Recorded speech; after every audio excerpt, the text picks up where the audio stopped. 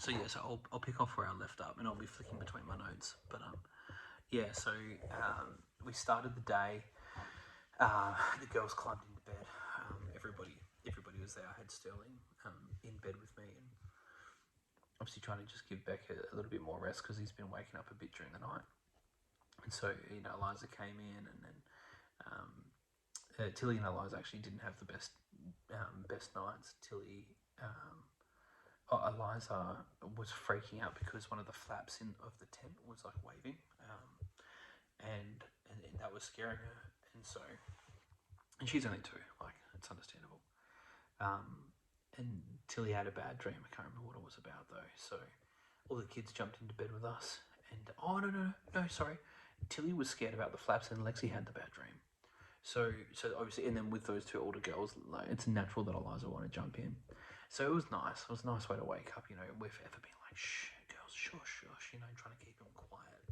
And listen, for the most part, they're really good, but they're also little, very excited little human beings.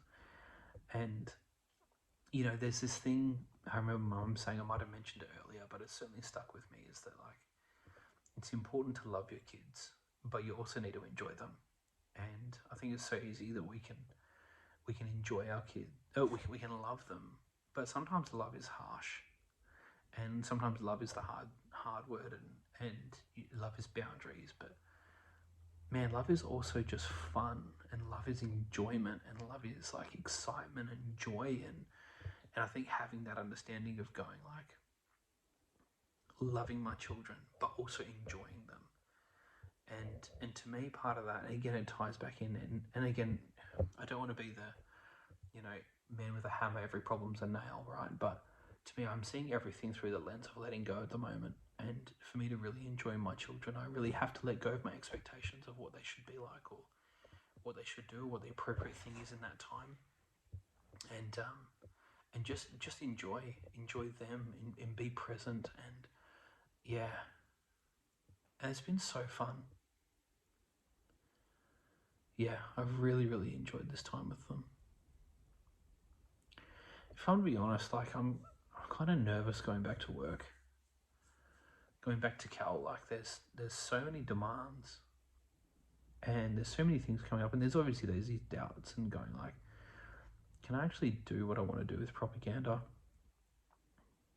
I mean, the future's pretty uncertain and stuff. It just, no, oh God, that makes me sound so depressed and shit. That's not the case, but like, who knows what's around the corner? Yeah, I think I just need to do some case studies. Because I mean, the thing is, success leaves clues, and I'm not the first one that's trodden this path. But yeah, anyway, yeah, I just don't want to compromise like these beautiful, like these years. Like I'm a big believer that what's the purpose of life? Like life is to live. And when I say life is to live, it doesn't mean that life is to be, wasteful and opulent and anything like that. Life is to be lived. A human being is to be, and to live and be present, and and I'm a big believer that life flows through us, and this is just a conduit for life, both in a literal sense and not. And I just go like, I don't want to get so swept up in all this other. I have to catch myself out with my words, eh? Okay. You know what? I'm going to be really, really diligent with my time. I'm very intentional with my focus, and I'm not going to let my phone rule me. Oh, it's embarrassing to have to say this, hey, because I feel like it's so elementary. Yeah. Anyway, that was a tangent. Sorry you had to witness that. Yeah, so anyway, this is really cool. So I came back, and we got up and we got dressed, and we got the kids dressed and stuff, and then Beck brought the coffee machine camping with us. So she's been every morning going down to the camp kitchen, making coffees, and for our mates as well, and she's so she's gone in and set everything up, and and then it was washing dishes, and then we put a load of washing on and all this sort of stuff, and then it's like 9:30, and she comes back, and then I was going to start making brekkie, and she starts making brekkie, and I walk over to her, and in a joking way, I was like, "Babe, stop," and like I pretended like there was a switch on her forehead, and I switched her off. I was like, just sit and read. I was like, let me do this, let me make us brekkie. And she just started crying, and I'm conscious that the whole, for the most part, we subscribe to and I know I've said this before, to traditional gender roles where it's like, Beck looks after the food and the kids in the house, and I look after the work, and it doesn't mean that that's where there's a lot of crossover, except for probably the food department, because Beck's a chef and I am not the best in the kitchen. So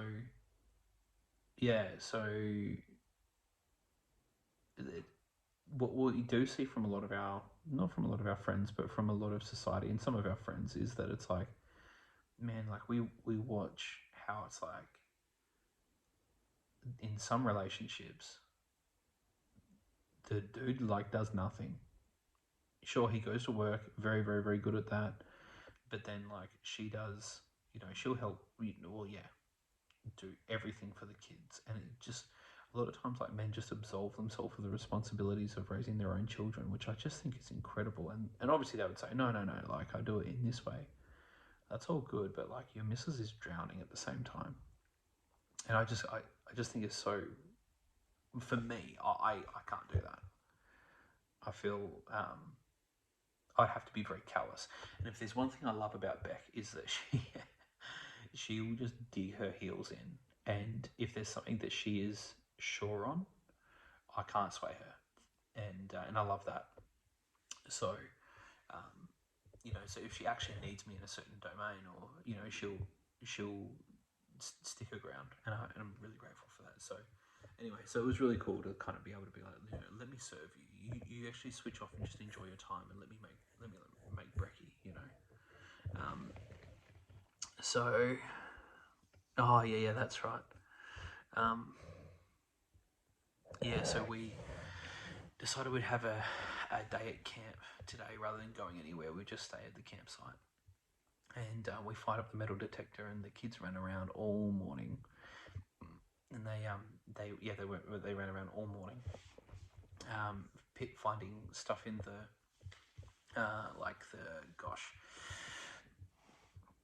tent pegs and bottle caps and stuff like that, and I had a heap of fun with that, so it was really cool, and it's definitely something that we would take again. We tried on the beach, but it didn't really work that well, and I think it was because of the heat kind of was throwing it off. I'm not totally sure. But yeah, so that was really cool. The kids had a lot of fun, and means that we were able to sit. When I go camping, I just want to rock up, not have to go anywhere, and it's so vanilla and boring. But if I want to go traveling with the intent of doing something, I'm going to go do that. But if I'm just going to relax and chill, guess what? I don't want to spend half my day going from place to place. I just want to sit there and chill. So we've been feeling like we're just constantly on the go for the last few days. So today was the day that we're just going to sit there and be. And I had to do a little bit of work. We've currently spent 50 grand developing our app for ordering. Still going to be a web app, but we've got another 50 grand to go. So just organising the financing of that, if we can alleviate some cash flow, that'd be really, really, really, really, really, really good. But yeah, so that's that. That's right.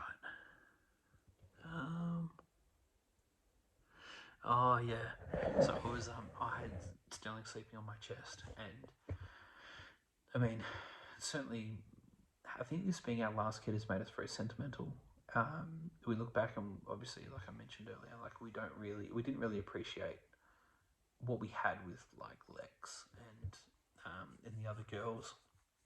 And now it's our last one. We're trying to lap it all up, but it's crazy. Hey,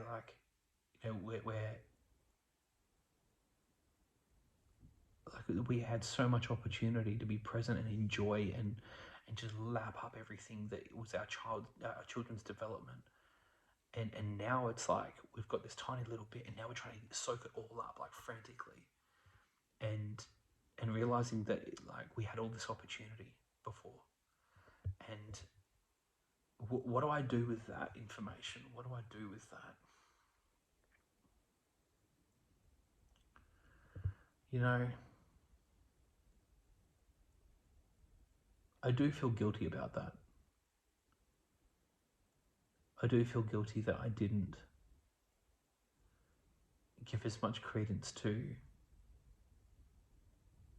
my other kids, and as much like, not the other kids in general, that's not true, sorry, with my other kids, like development, and obviously we're very wowed with Lexi because she's our first, and each of the kids have got their own thing. Like, I love just watching their personalities and who they are just unfold, and that's been really, really beautiful to watch. But I think I certainly could have been a lot more, and absolutely, I could have been a lot more diligent and present. But I think, you know, when I look back at the early stages of our business, when we had the kids in the mix, when they were young, like, I didn't know how to run a business. And in doing so, and I think imposter syndrome is so big because I still don't feel like I know what I'm doing.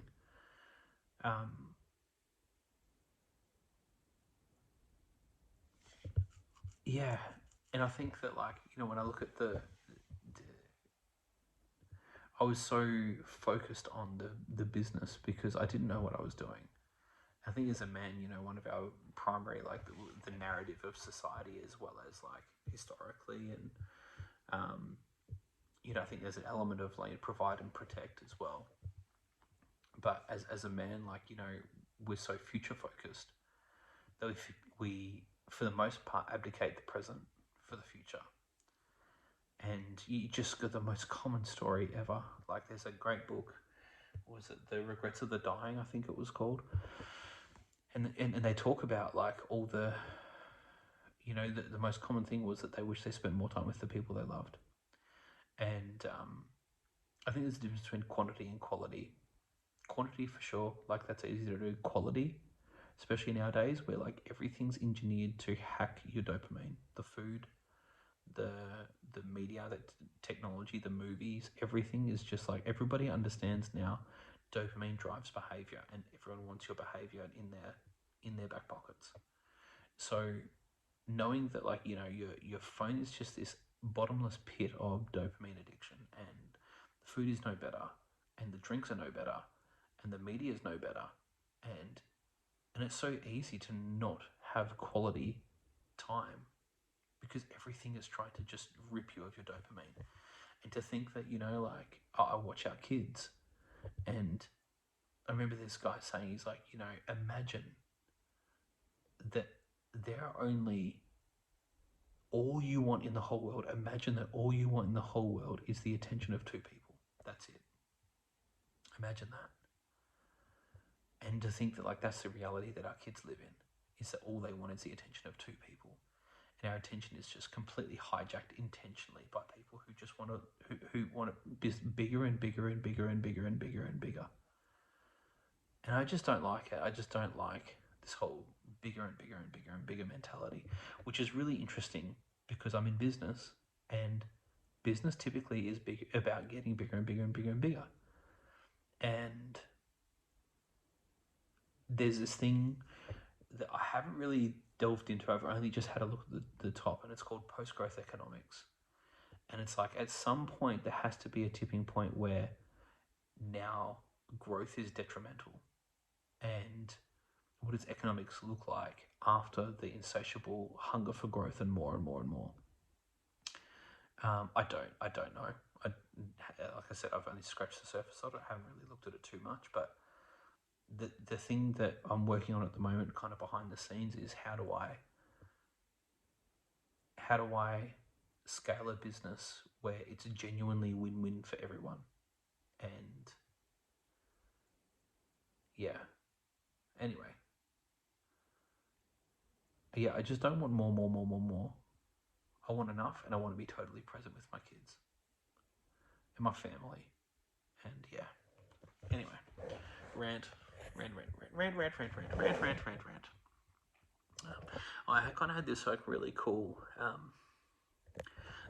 thing when I was like, we were driving around the campsite, and I was watching this girl, and she was up at the tree. She must have been maybe 7 or 8, probably a bit older. I don't know. And she was up the tree and she was pulling bark off the tree and having a look at what was underneath it.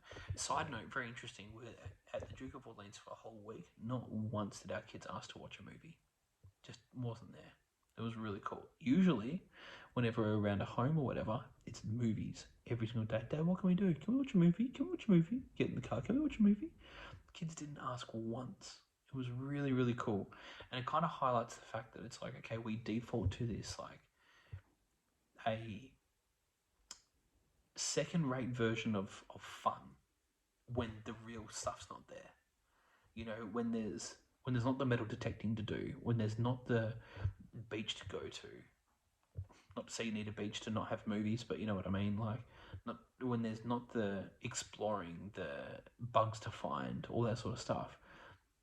Then you go to the dopamine, because that's where the dopamine is. That's the good dopamine. This goes back to like the whole thing about the kids before. It's like, all kids want is the attention of 2 people in the entire world, and their brain is hardwired to just dopamine the shit out of that. And when you get rid of the phone, and you get rid of the notifications, and you get rid of the emails and all this sort of shit, like, what you're left with is connection. And Facebook and social media is not connection. It is not. It's like having popcorn for dinner instead of, like, you know, meat and veggies. Like, you feel satiated, but you don't have what you need. You don't. Like, it's a second order, a second rate substitution. Anyway, that was a side note. So it was really cool watching this girl, because she was there, you know, having a look at this tree and stuff, and I was like looking at her, I was like, wow, my kids are doing the same thing. And I can't remember, there was this other kid, I can't remember what it was, but I had this realization where I was just like, man, all our kids are all and not to say that sorry, what I was going to say was, like, our kids are all experiencing the same thing. All these kids are out looking for the bugs. All these kids are out looking for the stuff, and having these experiences, and they're not isolated just to them. Like, it's so interesting for us, because I'm like, that's them developing, like, that's them learning more, and that's really great, and that's awesome, and I love seeing that. But at the same time, it's like every other kid's doing it. You know? And it's really cool. I had this, like, and I can't quite explain it. It was this really interesting moment where I was like watching other kids have the same experiences that my kids were having, exclusive of my kids. And it was almost like, oh goodness, Sonder, that's the word. Like, where you're very conscious that other people have lives just equally as complex as you. And we're all here, we're all doing the same thing, we're all having the same, for the most part, the same experience. You know, like, we're all out camping because we want to give our kids the same, like, experiences and memories, and realizing that we're all just, like, not to say we're all cogs in wheels, because I don't want to reduce us all to, like, the same, you know, because I fundamentally don't believe that people are the same. Well, on a macro sense perhaps, but on a micro sense, everybody is very, very uniquely individual. But on a macro sense, we have the same, like, you know, we all want our kids to have great lives, fundamentally, unless you're a complete cooker. Yeah, so it was really cool. It was this really, like, moment where I was like, wow, we're kind of, like, all in it together. You know, that was the kind of vibe that I got. Oh, yeah, here's the thing. Like, my perspective around health has been changing. I need to work on this. But my perspective around health has been changing quite a lot after talking with Ben. And the interesting thing that I found was, so thoughts create stories, which create, as thoughts repeated create your stories you tell yourself. The stories you tell yourself repeated become your beliefs. Your beliefs you keep believing in become the values you live by, and the values is what you die for. And what I kind of realized was that I had this, oh, you know, for me, it was like, well, what does it matter that I get, that I eat healthy? And this is going to sound completely, absolutely bloody crazy, because it is. You know, what does it matter that I eat healthy? You know, because meat has got shit in it, and you know, fruit and veggies is coated with pesticides and herbicides and all that sort of shit, and everything gives you cancer and heart attacks anyway. So what's the point? It's like, I'll just eat the chocolate. If I'm going to die of shit, I might as well have fun along the way. And sorry, I'm just trying to get comfy. And what I kind of realised was that that was this value for comfort came from. And so that was the food. So there's like health and fitness, right? So the fitness part, you know, I understand all the science around it and that sort of thing, but part of it, there was two parts. One was, if I have to go like hunting for animals every single day, I need to be fit to do so. That makes sense. No problems. I'll go hunting. And I'll stay fit because I need to. But I work at a desk. Why would I waste my time? And then, yeah, so it's about practicality for me a little bit.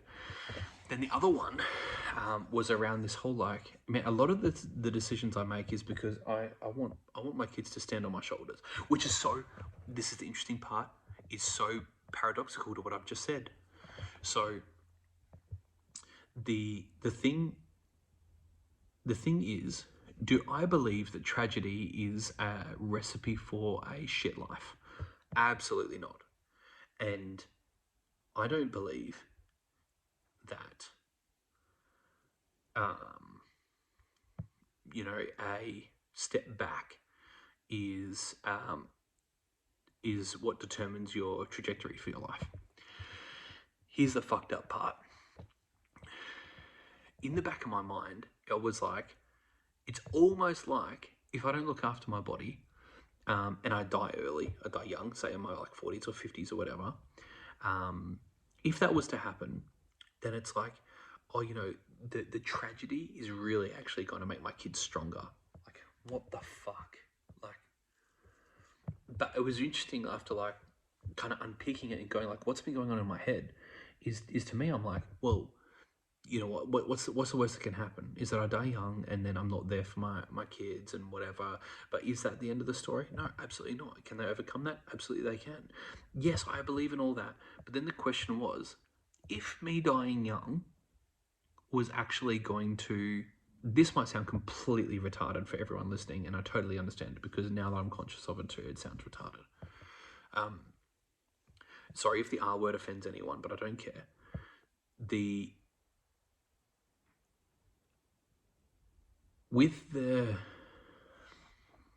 Just lost my train of thought, goddamn.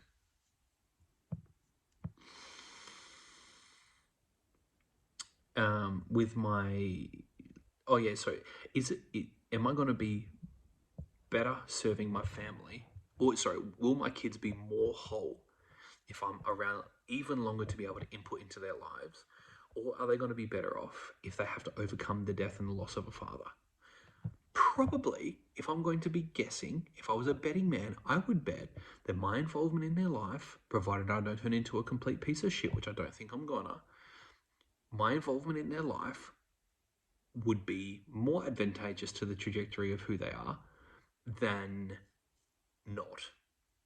So to me, it was like this click. I was like, I actually need to be healthy. I need to start eating really healthy. I need to start getting really fit so that I can actually be around and pour into my kids' lives more and more. And that when shit does hit the fan, they can be like, hey, Dad, and I can actually be there on the phone rather than being like, hey, Dad, what the fuck? So that was crazy. And yeah. I'm sorry if that makes completely no sense and you'll think I'm tapped in the head. That's the end of my story. Yeah. So that was a big realization. And talk about just unpicking the bullshit in my head. I would also argue that if anyone doesn't think that they've got shit like that in their head, you're probably very wrong.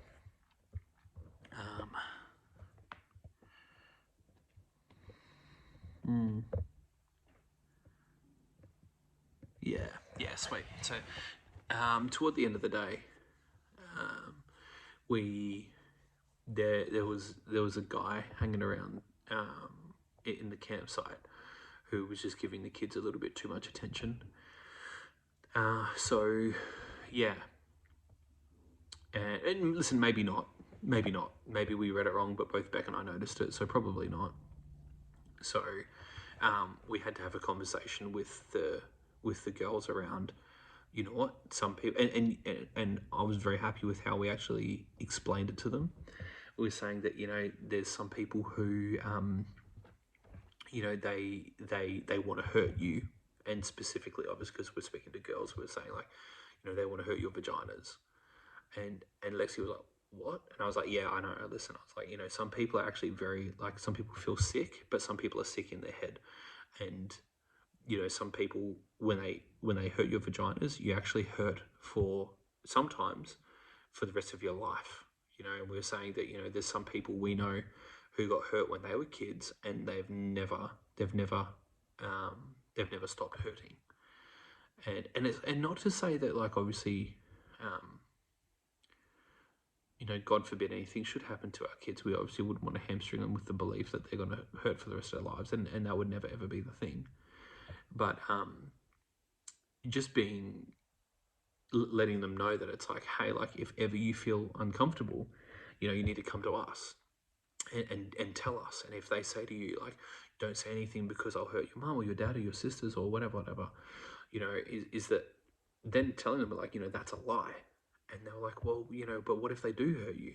And then, like, Beck and I had to drill into the girls that, like, no one can hurt dad. Like, nobody can hurt dad. And they were like, oh, but what if they try and hurt you? And we were just straight out, we're just like, no one can hurt me. Like, nobody can hurt me, babe.